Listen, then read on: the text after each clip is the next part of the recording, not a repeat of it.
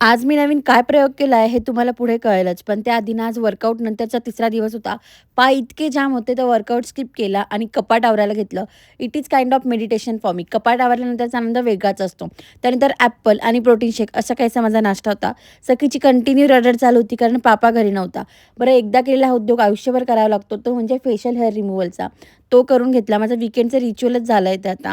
छान फ्रेश झाली. सखीला झोपवलं. वीकेंड म्हटल्यावर निखिलची मिसळ फिक्स होती. मला खूप काही करायची इच्छा नव्हती म्हणून माझ्या डाएटमधलं छोले आणि राईस मागवला. संध्याकाळी सखीसाठी हा मल्टीग्रेन आटा केक मागवला होता, जो ऑसम होता. तुम्हालाही हवा असेल तर मी खाली नंबर मेन्शन करते.